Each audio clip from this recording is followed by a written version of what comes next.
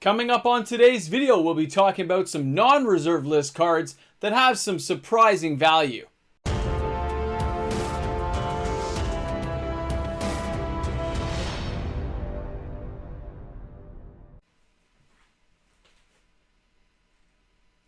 I'm coming! Oh, woo, I made it, guys. Don't worry. Never fear. Moxman is here. Welcome back, everyone. MTG Moxman here. Did you know, out there in the magic world of this card game we love to play with nachos and cheese, there is cards that are non-reserve list that actually have surprising value. I don't know why this door keeps opening, but I've slammed it shut yet again. So on today's video, guys, we're taking a look at non-reserve list cards that have some amazing value attached. Some amazing values attached to these cards, and some are quite unique. They're basically pseudo-reserve list. Let's get into these cards and look where a lot of money has been funneled. Coming up is card number 1. That's right, guys. We're starting off with the heavy hitter, the Imperial Seal from Portal 3 Kingdoms. This card has been a reprint target for years. It was a judge promo. There is serious value in this card. Now, searching your library for any one card, shuffling it, and then putting that card on top of your library, yes, you lose 2 life, but it's another way of drawing cards you need when you need them. And the fact that Imperial Seal has never come back other than a judge promo makes this one of those cards that everyone hopes. Every single time there are hopes and dreams that this card is going to get reprinted. I remember this card being $200 when I first saw it. Look at the values attached now. This card is going for $1,200 Canadian, and it consistently has steady sales every week. The average is $23.12.50. Of course, there's some fancy foil variants out there for the judge promos. The market is $1,400 US, and €536 and 25 cents will get you that card. Ignore the spike you see on your screen. Don't pay attention to the things in the background, and understand that this card will get reprinted at some point when Wizards feels the need to tap into some heavy equity for a really expensive set that they want to upsell. Why, that could be this year. You never know what Wizards has planning, but maybe this is the year that Imperial Seal will finally get that reprint. What do you guys think about this card? As an amazing epic piece of Magic's history, and only being right now in Portal 3 Kingdoms, I can't wait to see if this card actually ever comes back to market, because the longer it does not get reprinted, the higher these prices are going to go, and then people realize that, hey, this card probably won't get reprinted for some reason, and then it goes even higher, and then FOMO sets in, and then it goes higher. You see where I'm going with this? Before you know it, I'll be spending my nachos and cheese money just to try to afford a copy for myself. The next card we're coming up with here is Urborg, the Tomb of Yawgroth from Planar Chaos. Now, this is one of those cards that originally I didn't think had much use. I wasn't paying attention to it.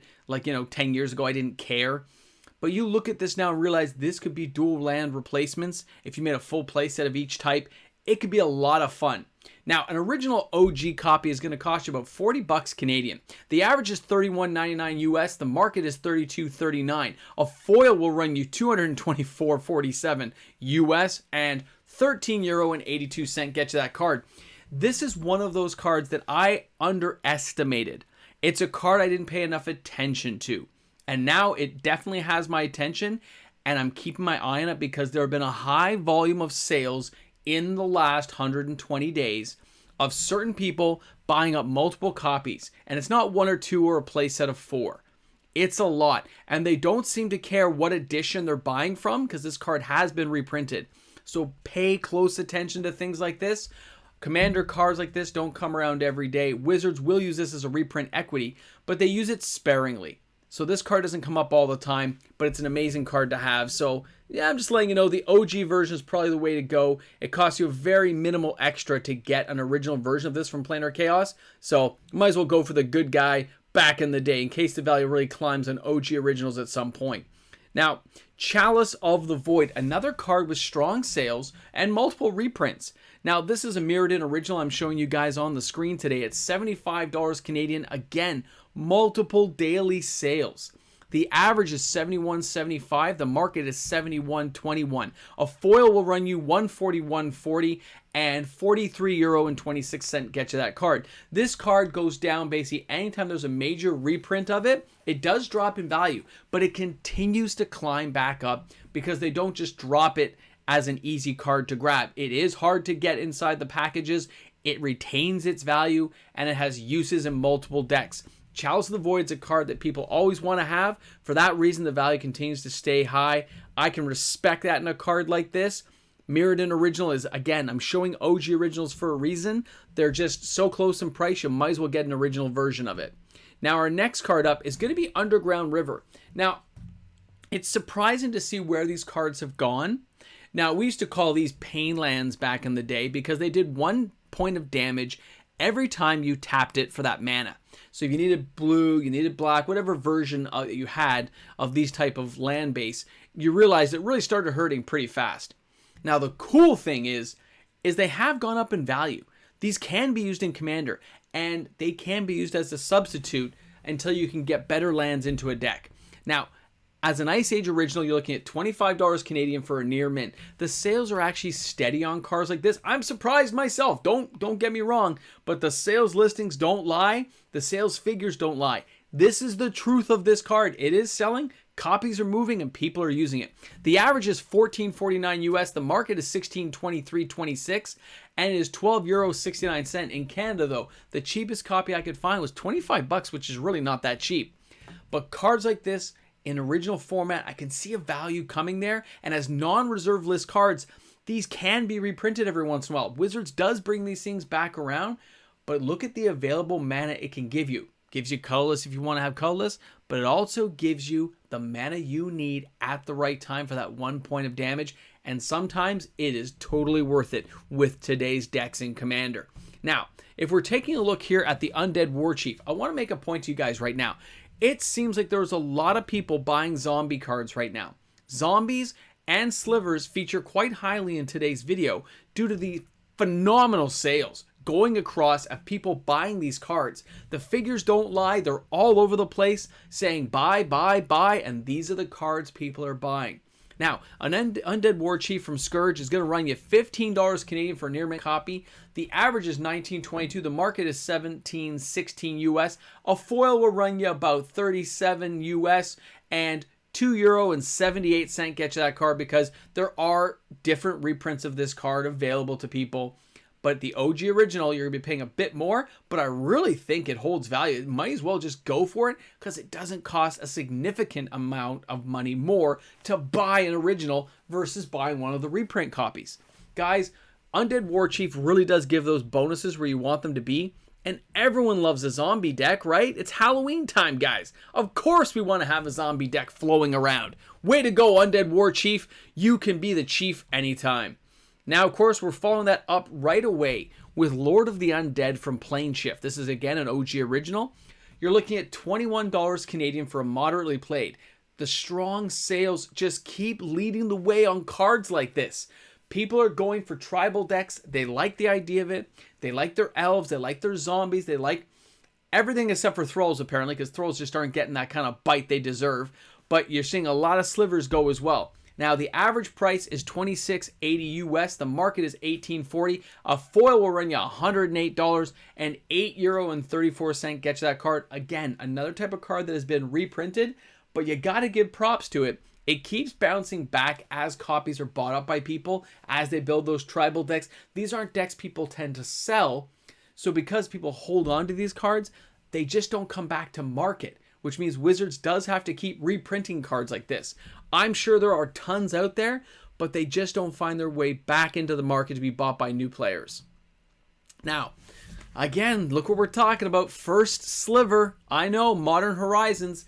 Guys, $23 Canadian. Strong sales. The average is $19 US. The market is $14.67. A foil will run you about $61 US and €13.01 get you the card. This card's had highs and lows with Modern Horizons. It got a reprint in Modern Horizons 2 in a retro card frame. It's very gorgeous and it doesn't cost a lot more right now. But I want you to understand, with slivers, things like Sliver Queen can never come back. Wizards will find ways of building variants around the Sliver Queen to make it just an amazing card. In this case, the First Sliver is one of those cards you're like, yeah, Cascade is just a sick effect, right? And let's face it, it's an amazing card to have. Having all Cascade across your slivers is just epic. These cards, Wizards wants them to have value. They want these cards bought up. They want to drive up the values for reprint equity in later sets. So they can make it a little bit harder to get down the road. So if you can get in now and get your cards out of the way if you're building a sliver deck, this is one of the cards you just have to have. Because if you don't have it, you're going to regret it later. I'm telling you now, I have a couple myself. I probably should buy one or two more just for my future uses. It's a card that will be driving the forces in 10 years. Mark my words. Now, when we're taking a look at Sliver Hive, this is a land. Now, the land here is one of those cards, again, you got to have it. I bought my playset as soon as they came into play. As soon as I saw these things back in 2015, I think I grabbed them like the next day. The fact you can have it tapped for colorless, but then tapped at any color mana you need for your slivers means it is a must-have in a commander sliver deck as well as just a play-around sliver deck. $21 Canadian, strong sales. I remember buying these for $4 or $5. The average is $18.32. The market is $16.29. A foil is $35.68 US and €17.71 gets you that card. This card has been on the decline right now, but it's been a slow decline, and the sales are still strong. People are buying this card on the dip. There's many players out there who just love slivers, and when they get money, they tend to buy a couple of slivers, add a couple of lands here and there, and they slowly build up a better and better sliver deck. And this is one of those cards, since it's a mana base, you have to have it. This and Cavern of Souls, these are cards that are musts for this deck. Again, look at this card to rise in the future. All right, our next card up is going to be the Sliver Hivelord. Again, epic card, guys, 2015. I remember nobody wanting this card. I remember seeing it at the old face-to-face store for like $5. I bought a couple of them just so I had them. $25 Canadian now. And again, strong sales, multiple sales across the board. It blows my mind when I see how many sales some of these slivers and zombies have had that you're just like, wow, these are non-reserve list cards that can come back. But there's such a multitude of cards, it doesn't mean Wizards will get to it anytime soon, and that drives up the values. The average is $20.55 US. The market is $15.24. A foil is $102, but look at that, €19.31 gets that card. And if you notice, let me just flip back for 1 second. Let's flip back here. I want to show you here. Look at that dip. See how the dips go up, down, up, down? Now let's go ahead again. And look at it. You notice the dips are actually quite similar to what we're seeing in the previous card. Sliver cards seem to go in these cycles as people realize there's slivers around between sets. They tend to pick them up. It's almost like you could kind of guess when it's going to happen next. Now, when we're taking a look at the next card, this is Elves of Deep Shadow from the Dark. This card is reprintable. It's been reprinted a few times. But this is more proof that OG original cards will have more value in the future. The newer cards go for like $2. They're nothing. $2.50. But when you look at an Elf of Deep Shadow that taps to that black mana, come on, $21 for an original OG printing. That's from the Dark. That's a card you might want. If you want the reprint, it's cheap. If you want an original for a play set, if you want to build a collection of the Dark, you will be paying for it because of its age and the quality, which means like if you want like a near mint copy, a light played, moderate played, but $21 will get you a near mint copy. Now, the average is $18.66. The market is $18.84. €20.59 will get you that card. And you notice it's staying pretty steady around the $20 mark. Elves of Deep Shadow, along with a lot of the dark cards, have been underrated for so long. And although many could be reprinted, they probably will never use original artwork because they probably have to pay the artist on old contracts. And they don't want to deal with that. They can just hire new artists to make it. So old, beautiful artwork cards like this are probably never coming back. Now, when we take a look here at Sorin, the Imperious Bloodlord, again, look at this. Core set 2020, great. The average is $25.79. The market is $22.49. A foil is $38.12. €18.89. But look at the Canadian price. The cheapest I could find right now on a platform like eBay was $56 because there were no cards available. The sales are steady. Most of the copies available are foil. and some of them are lightly played. You know, they got some damage, some dings, but it was funny that there was no regular cards available to buy. That tells me that people are using this for vampire decks. They're buying it and keeping it because it's a 3 casting cost guy for a Planeswalker, cheap to get out, but he's just not coming back to market, which means these prices will continue to go up. They're not going to stop where they are now. Some of the non-reserve list cards are crazy to think about. Let's take a look at our next card, and that is going to be Living Wall. Now, Living Wall, revised edition. Okay? Guys, this card hasn't been reprinted. It kind of stopped there. You can find this card for $2 near mint. Beautiful card in revised near mint. Remember, it's got the baby fetus inside there. It's a 4 casting cost artifact wall that regenerates. It's an 06 wall, good blocker. The average price is 50 cents. The market is 61 cents US. And 26 cent euro will get you that card. But here's the warning. Cards like this probably won't come back. Wizards is not super fond of bringing back mechanics like regenerate that slow the game down, that put blockers and things in your way. They want to get past all that. They don't want regeneration in the game. They want to move it to a faster pace. So chances are, actually cards like this won't get reprinted. You can find a near mint unlimited copy for 18 bucks. You can get a beta for 40, 50 bucks, and an alpha will ring you like 100 if you look for it. As long as you don't want near mint, these cards are available. But the chances of them coming back seem less and less likely as the years go by because this type of artwork just, it's a little too freaked out for some people and they don't want to see this stuff come back to market. So again, old school stuff like this, you know, I gotta say there's value there. Even as a non-reserve list card, you gotta keep your eye on the ball and realize cards like this are probably just gone. All right, Mox Amber. Can you believe it?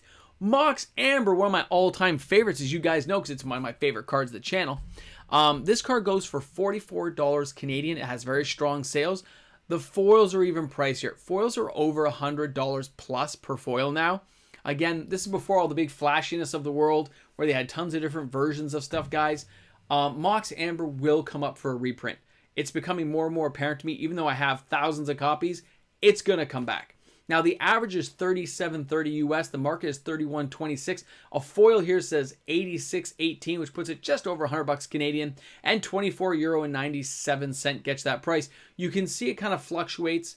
There was a low, and eventually it's going to just slowly drift higher. The more and more they build cards like Ragavan, and they build these really low casting cost legendary creatures, planeswalkers. Guys, it's nuts, but that's how it's going. So cards like this have uses. I've always said before, when Wizards makes a card like this, they're not going to let it go to waste. It's crazy to think about. So this card is one card to watch, and that is Mox Amber. You're definitely due for a reprint. Now, our last card we're talking about today is going to be Mox Tantalite. Mox Tantalite is Modern Horizons only so far. $7.55 Canadian, very slow sales. And it's the suspend counter being 3. People don't like the idea of waiting 3 turns to get a mana rock in play. But I want you to think about this. A lot of them cost 3 to get out. It's just not in Modern. That's the drawback. In Modern, you're not waiting 3 turns to get this because the game could be over by then. You need to make this like a 2 or a 1. I like the fact you can put 4 in your deck, but for right now, I don't see a lot of uses for this card unless we can find ways of getting suspend counters off in the future. The average is $8.49. The market is $6.39. And of course, it is $32.25 for foil. The European average is €5.99, and you can see it just keeps drifting lower right now, and that's because it has no use anywhere at this point in time. So isn't that crazy to think about?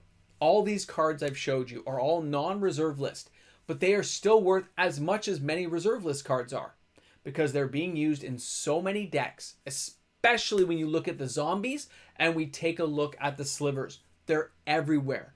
The land base is always important. Look at those cards when you're looking for good value. A lot of these can be used as substitutes for now until you can find better mana base later on. Guys, these are non-reserve list cards that are just amazing.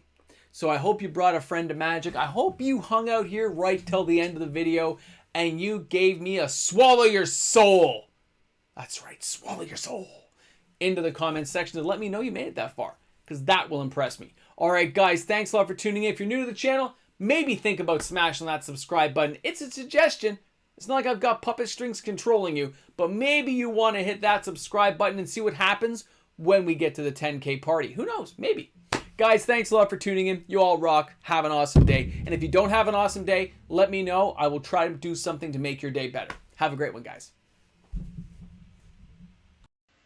Hey everyone, a big shout out to all my awesome patrons out there, because patrons make the world go round, and you too could be a patron. There's still a couple of slots left if you're eager to join my Patreon. Just look me up as MTG Moxman and join up. Patrons, you're amazing. Thanks again. Hey guys, you made it to the end. Guess what? If you're one of my patrons out there, we did like a live stream on the Sunday, and we're gonna be doing this on next Sunday's live stream. We're gonna be giving this away to my patrons. Old patron rules apply for my patrons, in case you didn't know. Old patron rules apply when doing any type of giveaway on the channel for my patrons. So in this case, we're doing a giveaway next Sunday of a Battle for Zendikar Fat Pack. I'm not going to open it because these are quite collectible. I'll be mailing it directly to the patron who wins, because that happens sometimes. Patrons win. What can you say? Congratulations to whoever wins it. Old patron rules apply. What? Somebody did an envelope and that's what happens. Crazy stuff happens here. You guys rock, man. Have an awesome day.